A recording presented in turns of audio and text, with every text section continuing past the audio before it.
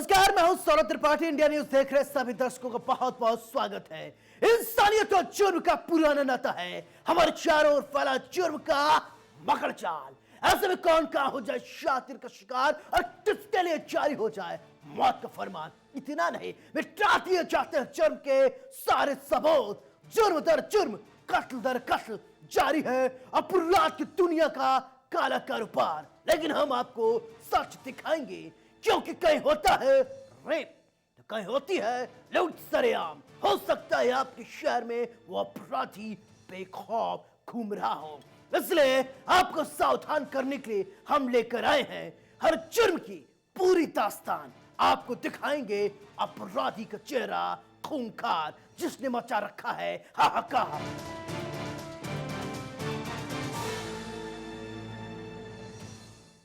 UP के मेरठ में honey trap का सबसे बड़ा खुलासा हुआ है। यहां लड़कियां सड़क पर कागज फेंकती थी और कागज पर लिखते थे कॉल मी।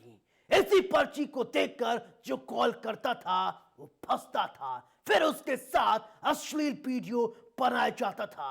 देखिए इस खुलासे के बाद मेरठ में कैसे मचा हाहाकार।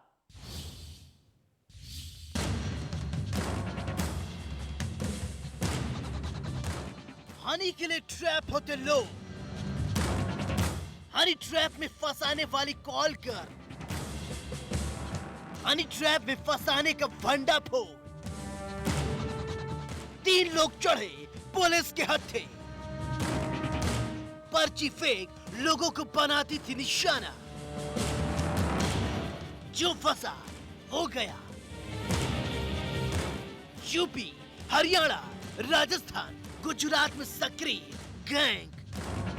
खुलासे के बाद मचा हाहाकार। इन तस्वीरों को गौर से देखिए। आपकी टीवी स्क्रीन पर दिख रही तस्वीर यूपी के मेरठ की है। मेरठ से एक हनी ट्रैप का एक ऐसा मामला सामने आया है जिसके बारे में सुनकर आप दंग रह जाएंगे। फौजियों को होटल में बुलाकर बनाती थी निशाना। अश्लील वीडियो बनाया जाता था, फिर शुरू होता था युवती का खिलौना खेल। मेरठ में सेना के जवानों को हनी ट्रैप में फंसाने वाली कॉल गर्ल और उसके गिरोह का भंडाफोड़ हुआ है। पुलिस के मुताबिक सेना के एक जवान ने साइबर सेल नौचंदी में शिकायत की थी कि मेरठ की एक युवती ने गैंग बनाया हुआ है। वो सेना के कई जवानों को हनी ट्रैप में फंसा चुकी है। युवती ने मुजफ्फरनगर निवासी सेना के एक जवान से सोने के जेवरात भी ठगे थे।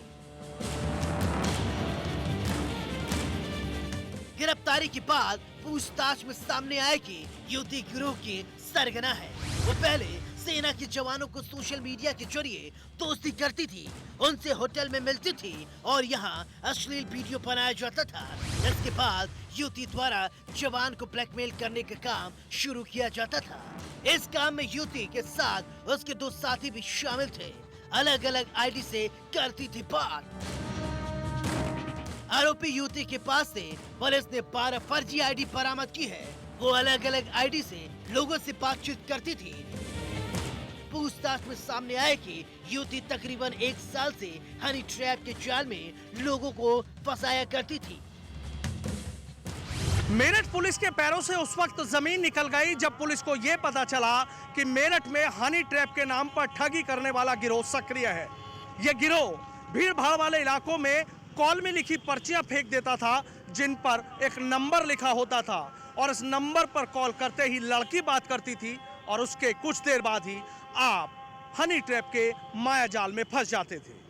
यह गिरोह सोशल मीडिया का भी सहारा लेता था, जहां पर खूबसूरत लड़कियों के फोटो लगाकर हसीन सपने दिखाए जाते थे और उसके बाद माया जाल में फंसा लिया जाता था। तो कैसे ये जॉब करते थे? तो ये प्लान कब बना तुमने कि ऐसे फौजियों को फंसाने वाला? रुक जा भाई रविंद्र। तो अभी हुआ पिछले महीने इसी महीने। कितने वो फंसा है? खाली 2। ये होटल वाला कहाँ का है लड़का फौजी? हरियाणा का। इससे सब मुलाकात कैसे हुई थी? 7-8 महीने से कांटेक्ट में। कैसे कॉन्टेक्ट, कैसा आया कॉन्टेक्ट? हैं? टिकटॉक पे, तो टिकटॉक पे वीडियो बनाती थी ये? 8-10 महीने हो गए हैं। हैं? लॉकडाउन से पहले से कांटेक्ट में था। अच्छा, लॉकडाउन में तो फिर यहाँ ये आया मिलने के लिए। तो इसका क्या क्या सामान था सर यहाँ? उसका मोबाइल था, चेन थी हाँ। और एटीएम कार्ड था, तो सारा वापस कर दिया हमने। अच्छा, एटीएम कार्ड से पैसे भी निकाले थे उसके? दूसरा कौन था? दूसरा भी ऐसी था, उसका मोबाइल था। दोनों फौजी हैं? ये लड़की मैरिड है, अनमैरिड है? कुछ दिन पहले हरियाणा के एक फौजी को युवती ने मेरठ बुलाया था। इसके बाद वो होटल में ले गई, जहां पर उसके साथ अश्लील वीडियो बनाया गया। फौजी को बेहोश कर उसका सारा सामान लूटकर युवती होटल से फरार हो गई थी। पुलिस के अनुसार फौजी की शिकायत पर होटल में लगे सीसीटीवी कैमरे में युवती और उसके एक साथी को कैद किया गया पाया गया था। तभी से नौचंदी पुलिस इस गिरोह की तलाश कर रही थी। गिरफ्तार आरोपियों ने बताया कि गिरोह के निशाने पर राजस्थान, हरियाणा और गुजरात के फौजी थे। पुलिस ने युवती समेत 3 लोगों को गिरफ्तार किया है, जबकि दूसरे 3 की तलाश में लगातार दबिश दी जा रही है। साइबर सेल और मेरठ पुलिस की पूछताछ में आरोपी ने तकरीबन 1 दर्जन से ज्यादा वारदात करने को कबूला है। हनी ट्रैप में लोगों को फंसाने वाले गिरोह के 2 सदस्य गिरफ्तार। भीड़ भाड़ वाले इलाके में कॉल की लिखी हुई पर्ची फेंक कर लोगों को फंसाने का काम करते थे। लोगों को कॉल के साथ लिखते थे लड़की का मोबाइल नंबर, सोशल मीडिया पर भी लिखते थे कॉल मी के नाम से मैसेज करते थे।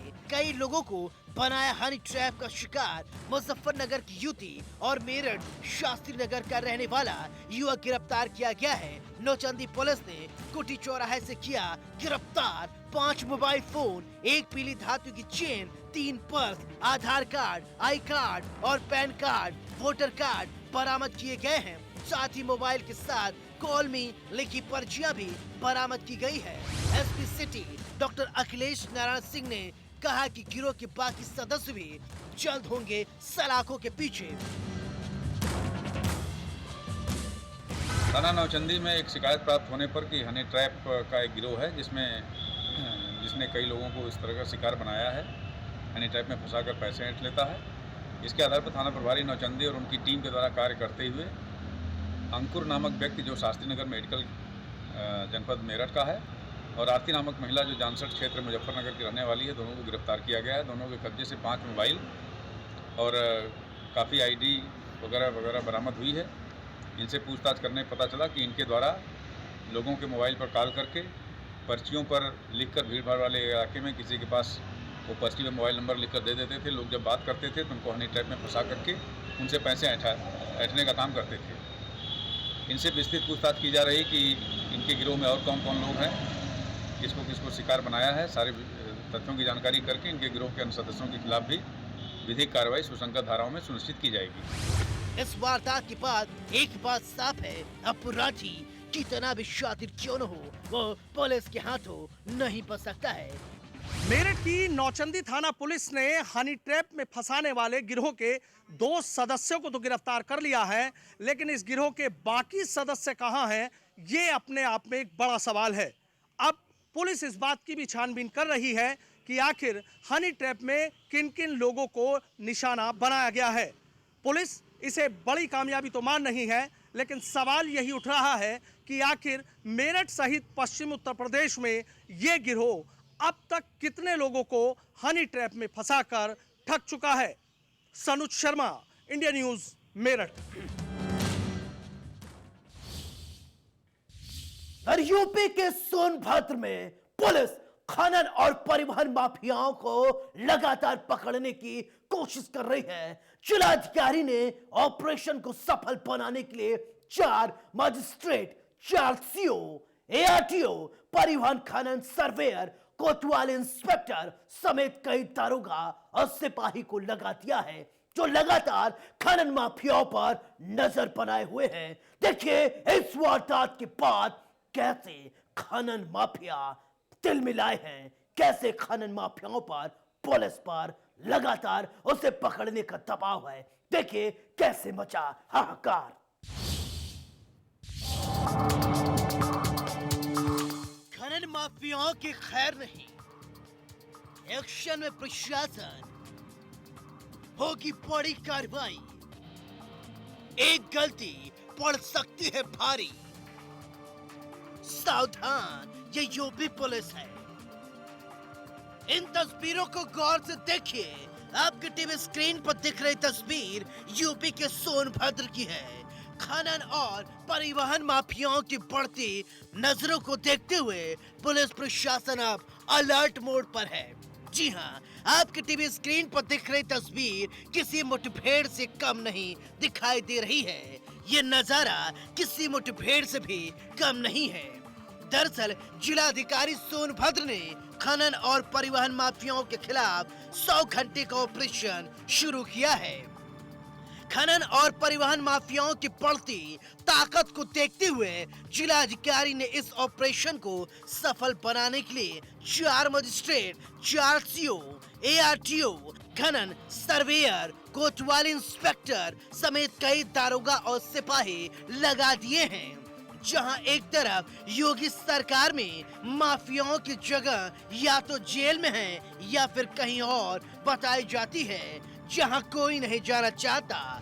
लंबे समय से अधिकारियों को ये सूचना मिल रही थी कि सोनभद्र में खनन माफिया अवैध खनन कर सरकार को बदनाम कर और रोजाना करोड़ों रुपए का चूना लगाने का काम कर रहे थे। वहीं परिवहन माफिया भी हर दिन बिना परमिट या ओवरलोड ट्रकों को पार कराते थे सीमा। जिलाधिकारी की माने तो रात में पासरों द्वारा ओवरलोड ट्रकों को पार कराया जाता था। जिलाधिकारी ने बताया कि ओवरलोड की समस्या से निपटने के लिए खदानों पर भी कार्रवाई की जाएगी। ओवरलोड ट्रक पकड़े जाने पर हर गाड़ी के हिसाब से 2 लाख रुपए का जुर्माना उसी खदान से वसूला जाएगा जिस खदान से गाड़ी लोड किया गया है। यानी बात साफ है, अपराधी कितना भी शातिर क्यों न हो, अब वो कानून के हाथों नहीं बच सकता है। उत्तर प्रदेश के मुख्यमंत्री योगी आदित्यनाथ ने प्रदेश में अवैध खनन और ओवरलोड को लेकर काफ़ी सख्ती बरतने के लिए अफसरों को हिदायत भी दी है, लेकिन लगातार इस तरह का देखने को मिल रहा है कि जो ओवरलोड या खनन माफिया हैं वो अपनी हरकतों से बाज नहीं आते हैं, वो कहीं ना कहीं अपने काम को अंजाम दे लेते हैं। लेकिन सोनभद्र में डीएम सोनभद्र ने एक 100 घंटे का एक ऑपरेशन शुरू किया है, ऑपरेशन ओवरलोड के नाम से। और इसमें तमाम जो खनन माफिया और परिवहन माफिया हैं जिनके मिलीभगत से, और तमाम जो खनन विभाग के कर्मचारी हैं उनको उनकी मिलीभगत से जो तमाम सारी चीज़ें हो रही थी उसको रोकने के लिए और उस पर अंकुश लगाने के लिए ऑपरेशन ओवरलोड एक ऑपरेशन चलाया जा रहा है। हमारे साथ डीएम सोनभद्र साहब हैं और इनसे जानते हैं कि ये 100 घंटे का जो ऑपरेशन है वो क्या है, उसको किस तरह से डिज़ाइन किया, कैसे ये अंकुश लगा सकते हैं। सर किस तरह से आप जो कि अंकुश लगा रहे हैं, 100 घंटे का ऑपरेशन आप चला रहे हैं, कि क्या क्या उसका क्या फॉर्मेट, किस तरह से उसको डिज़ाइन किया है? जैसे आप जानते हैं सोनभद्र में खनन कार्य भी बहुत होता है और लगातार इसमें शिकायतें मिल रही है कि रात में ओवरलोडिंग की गाड़ियां कुछ यहाँ पास कराया जा रहा है। सो इस पे इसलिए सभी विभागों के साथ मीटिंग की, जिसमें परिवहन विभाग है, पुलिस विभाग है और खनन विभाग है, फिर राजस्व विभाग, और इसमें एसडीएम स्तर के अधिकारी, सीओ स्तर के अधिकारी, साथ साथ परिवहन विभाग के और खनन विभाग के अधिकारियों का भी इसमें ड्यूटी लगाया था। और ये दिन में भी और रात में भी राउंड द क्लॉक ड्यूटी लगाया था। इसमें जो इस प्रकार की जो गाड़ियाँ जो पार होगी तो उस पर तो चालान तो होगी, साथ साथ किस खदान से भी ये लेके आते हैं उन पर भी हम लोग जुर्माना करा रहे हैं, क्योंकि अगर वो लोग ओवरलोडिंग ना करते तो इसमें ओवरलोडिंग का समस्या ही नहीं आता और उनको नोटिस भी इशू किया जा रहा है। और इस प्रकार यहाँ पे जो है कार्रवाई की जा रही है।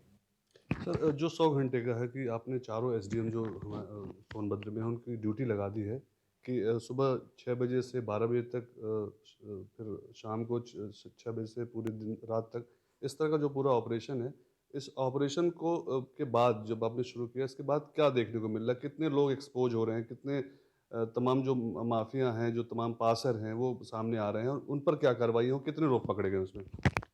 जैसे आप ने बताया था, यहाँ कुछ पासर के रूप में जो गाड़ियाँ पास कराते हैं, जैसे उसमें भी 4 लोगों को पकड़ा गया था, उसमें एफआईआर भी कराया गया। उन लोगों के खिलाफ तो बहुत सख्त कार्रवाई हुई है, और जो वास्तविकता आप जाके भी देख सकते हैं। और इसके साथ साथ जैसे मैंने बोला था, जैसे खदान जहाँ से ये लोग ओवरलोडिंग करके आ रहे हैं, उस पर भी कार्रवाई हो रही है, और जो ओवरलोडिंग गाड़ियों पर भी भारी जुर्माना लगी जा रही है। और दिन में कहीं एक जगह हाल्ट करके इकट्ठा करने का वो नहीं दिया जा रहा है, क्योंकि ये कंटिन्यूसली जाते रहें। जनरली एक ट्रेंड ये देखने को मिला था कि ये दिन में एक जगह जो मारकुंडी के नीचे पार्क करा देते हैं और सारे गाड़ियों को रात में निकलने की प्रयास करते हैं। उस पर भी अंकुश लगाने के लिए इसमें एसडीएम्स और सीओस की ड्यूटी राउंड द क्लॉक उसमें लगी है। सर, जैसा आपने बताया कि ओवरलोड जो गाड़ियां हैं, अब एंट्री पॉइंट पर, खदानों पर ही अब आप अंकुश लगाएंगे, खदान पर जुर्माना करेंगे। तो सर, ये जुर्माना किस तरह से होगा? मतलब अगर किसी खदान से 100 गाड़ियां निकलती हैं, किसी खदान से 50 गाड़ियां निकलती हैं, तो किस तरह का जुर्माना, किस तरह से, क्या फॉर्मेट रहेगा उसका?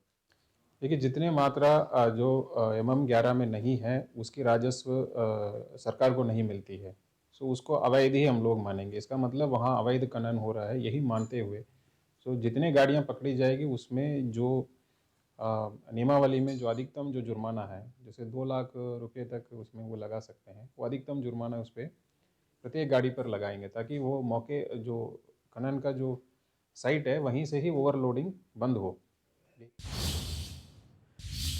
बदायूं जिले में कार का शीशा तोड़कर कार पर का तेल फेंककर चोरी और टप्पेबाजी करने वाले गिरोह के 2 सदस्यों को पुलिस ने गिरफ्तार कर लिया है। गिरफ्तारी के बाद आरोपियों में हाहाकार मचा हुआ है। देखिए किस तरीके से नकदी बरामद की गई है। देखिए इस वारदात के बाद कैसे मचा है हाहाकार।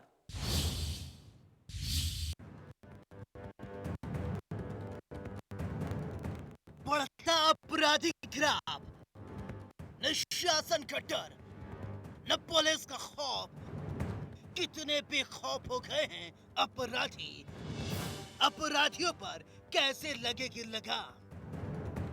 बदायूं जिले में कार का शीशा तोड़कर और कार का काला तेल फेंककर चोरी और टप्पेबाजी करने वाले गिरोह के 2 लोगों को पुलिस ने गिरफ्तार कर लिया है और बड़ी कार्रवाई की है। गिरफ्तार आरोपी के पास से काफी मात्रा में नकदी भी बरामद किया गया है। आपको बता दें कि दिल्ली के मदनगीर थाना अंबेडकर के रहने वाले कफीर उर्फ सागर अविनाश बदायूं में बैंक से पैसे निकालने के दौरान लोगों की रैकी करते थे। एसपी सिटी प्रवीण चौहान ने बताया कि एसएसपी संकल्प शर्मा के निर्देश पर टप्पेबाजी करने वाले संगठनों पर कार्रवाई की जा रही थी और इसके चलते पुलिस ने 27 अक्टूबर को थाना सिविल लाइन इलाके में कार का शीशा तोड़कर 3.5 लाख और उझानी में 24 नवंबर को कार पर काला तेल फेंककर 1 लाख रुपए चोरी करने वाले चोरों को पुलिस ने मुखबिर की सूचना पर नौसेरा गांव के पास से गिरफ्तार किया है। दोनों के पास से काफी संख्या में नकदी रुपए बरामद किए गए हैं। वरिष्ठ पुलिस अधीक्षक बदायूं महोदय के निर्देश में चोरी करने वाले गिरोह के विभिन्न संगठनों पे सक्रिय संगठनों पे कार्य किया जा रहा था, जिसके क्रम में आज 2 सदस्यों को गिरफ्तार किया गया है, जिन्होंने यहाँ पर थाना सिविल लाइन क्षेत्र में 27/10 को एक ब्रेजा कार का शीशा तोड़कर एक घटना कारित की, जिसमें 3.5 लाख रुपए चोरी किए थे। दूसरी घटना थाना उजानी क्षेत्र की है, जो दिनांक 24/11 को घटित हुई थी, जिसमें एक छोटी लोडर गाड़ी का में कुछ काला तेल फेंककर उसमें से 1 लाख रुपए की चोरी किए थे।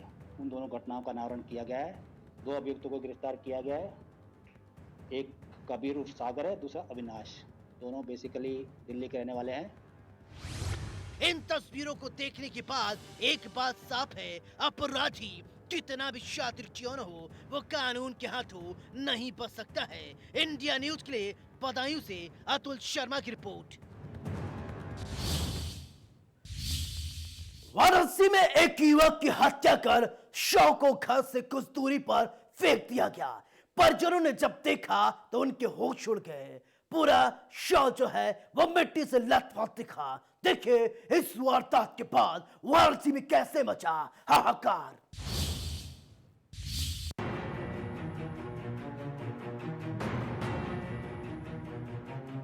एक तरफ प्रदेश सरकार अपराध और अपराधियों पर लगाम लगाने की कोशिश कर रही है, दूसरी तरफ लगातार मामले बढ़ते ही जा रहे हैं। आपकी टीवी स्क्रीन पर दिख रही तस्वीर यूपी के वाराणसी जिले की है। बताया जा रहा है वाराणसी के भेलूपुर थाना क्षेत्र के सराय नंदन के पास एक युवक का शव मिलने से हड़कंप मच गया। जानकारी के अनुसार सराय नंदन के रहने वाले रोहित बेनवंशी नाम के युवक का शव मिलने से हड़कंप मच गया। मृतक की बहन के अनुसार परिवार के लोगों को सूचना मिली कि उसके भाई का शव कुछ दूरी पर पड़ा हुआ है।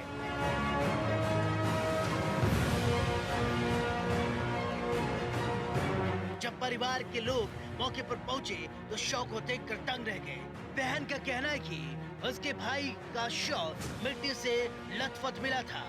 मृतक की बहन ने बताया कि उसके भाई के गर्दन पर चोट के कई निशान थे, जिससे यह शक होता है उसकी हत्या की गई है। मृतक के बहन के अनुसार कुछ दिन पहले ही उसके भाई से मिलने के लिए कुछ लोग घर आए थे। वारदात की जानकारी पुलिस को दी गई। मौके पर पहुंची पुलिस ने शव को कब्जे में लेकर पोस्टमार्टम के लिए भेजा और मामले की तफ्तीश शुरू कर दी।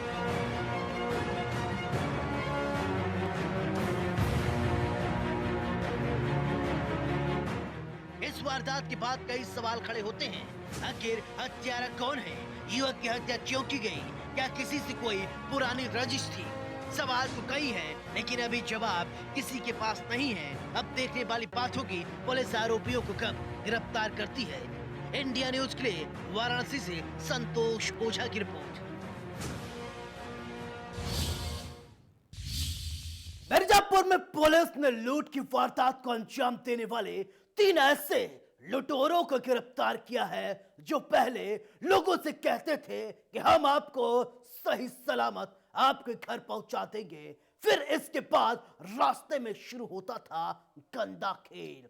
फिर लोगों को कुछ नशीला पदार्थ खिलाया जाता था और फिर इसके बाद उनके साथ लूटपाट की वारदात को अंजाम दिया जाता था। देखिए इस वारदात के खुलासे के बाद मिर्जापुर में कैसे मचा है हाहाकार।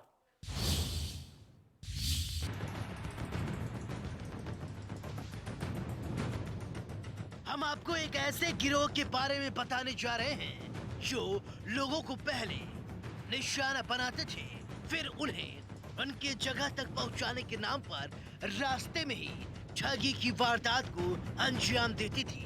जी हाँ, आपकी टीवी स्क्रीन पर दिख रही तस्वीर यूपी के मिर्जापुर जिले की है, जहां राहगीरों को गाड़ी में बैठाकर उनके गंतव्य तक छोड़ने के बहाने लूट करने वाले गिरोह के 3 सदस्यों को पुलिस ने गिरफ्तार किया है। बदमाशों के पास से नकदी सहित आभूषण बरामद किया गया है।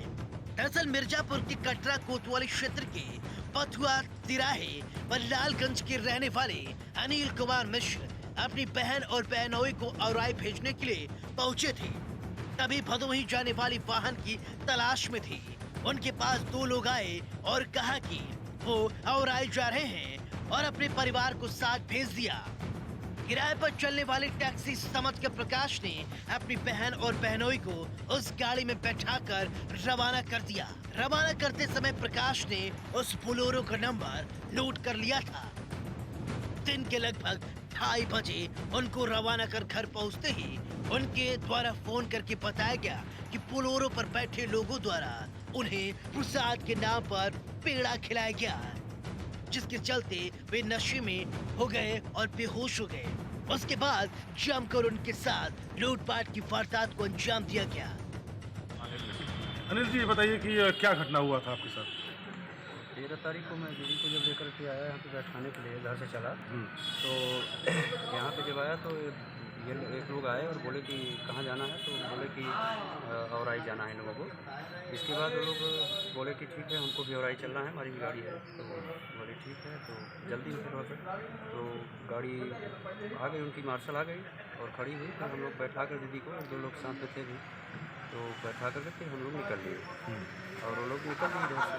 बाद में जीजा जी का फ़ोन आया, मतलब 4 बजे लगभग। उन्होंने फ़ोन किया, बताया कि मतलब वो इस तरह से घटना हो गई और हम लोग घर पे आ गए, किसी तरह से पहुंच गए हैं घर पे। और क्या घटना क्या हुआ था? घटना यही हुआ कि उन लोगों का सामान जो है कि पीछे रख दिया गया और थोड़ी दूर चलने के बाद गाड़ी रुकी और फिर 2 आदमी आए और सीधे पीछे बैठे। और बैठने के बाद फिर वो लोग रास्ते में लोगों को मतलब प्रसाद के रूप में दिए मीठा, बोले कि ये प्रसाद है माँ का। तो वो लोग खा लिए है प्रसाद समझ करके। और इसके बाद फिर वो लोग ले जा करके वहाँ शीतला शास्त्री ब्रिज पे, कौन शास्त्री जी? ये पुल है ना यहाँ पे, चिल्ल पुल, यहाँ पे उतार दिए। और वहाँ उतारने के बाद फिर वो लोग आगे मतलब दूसरी गाड़ी से फिर किसी तरह से वो लोग घर चले गए। फिर वहाँ पहुँच करके तब अब लोगों को पता नहीं है कि क्या हुआ है, कैसे हुआ है, तो अपना किसी तरह से घर चले गए। तो घर पहुँचने के बाद फिर उन लोगों ने जब देखा तो सामान सब गायब था। तो फ़ोन लगाए हमको, तुरंत हम घर से फिर बाइक लेकर के चले और फिर गए वहाँ, यहाँ भी आए, ढूंढ रहे थे, फिर वहाँ गए, वहाँ सामान लूट लिए। हाँ। घटना का खुलासा करते हुए एसपी सिटी ने बताया कि ये प्रयागराज जिले के घुघरू थाना क्षेत्र के उदावा गांव के लोग रहने वाले हैं। इनके द्वारा पहले भी जिले में कई घटनाएं की गई हैं और इस मामले में 3 लोगों को गिरफ्तार कर लिया गया है। उनके पास से 2000 रुपए और 2 जोड़ी पायल भी बरामद किया गया है। देखिए, एक ऐसा गैंग है, ये गैंग जो है शादियों में जो लोग गरीब होते हैं या उससे मध्यम वर्गीय परिवार के होते हैं, उनके पास गाड़ियाँ वगैरह नहीं होती हैं, उनको सॉफ्ट टारगेट लगाते हैं। उनमें 5 लोग इसमें शामिल है गैंग में, जो अभी 3 लोग गिरफ्तार हुए हैं। अभी गाड़ी बरामद नहीं हुई है, लेकिन कुछ पैसे बरामद हुए, ज्वेलरी बरामद हुई है।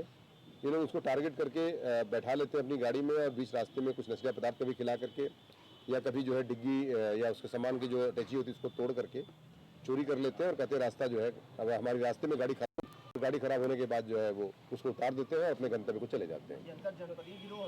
ये हाँ, निश्चित तौर से ये अंतर जनपदीय गिरोह है। ये यहाँ पर मिर्जापुर में घटना करते हैं और ये रहने वाले सब प्रयागराज इलाहाबाद के हैं। नशीला पदार्थ भी खिलाते हैं कभी कभी ये नशीला पदार्थ भी अपनी वास्तविकता के अनुसार या परिस्थितियों के अनुसार अपना इसको यूज करते हैं और तदनुसार निश्चित तौर से ये लोग इस तरह का अपराध करते हैं। ये कम से कम हमारे जो मतलब 3 घटनाएं जो हमारे यहाँ हुई है, इससे पहले एक आध बार प्रयास किए हैं, सफल नहीं हो पाए हैं, इसलिए ये इस एक आध बार प्रयास में सफल भी हुए हैं। इससे पहले ये इलाहाबाद जनपद में भी कुछ घटनाएं कर चुके हैं। खबर के बाद एक बात साफ है, अगर आप कहीं जा रहे हैं, किसी अनजान गाड़ी में बैठ रहे हैं, तो सावधान। इस गिरोह के खुलासा होने के बाद से ही आपको बेहद ही सतर्क रहने की जरूरत है। पुलिस ने इस गिरोह के 3 सदस्यों को गिरफ्तार कर लिया है।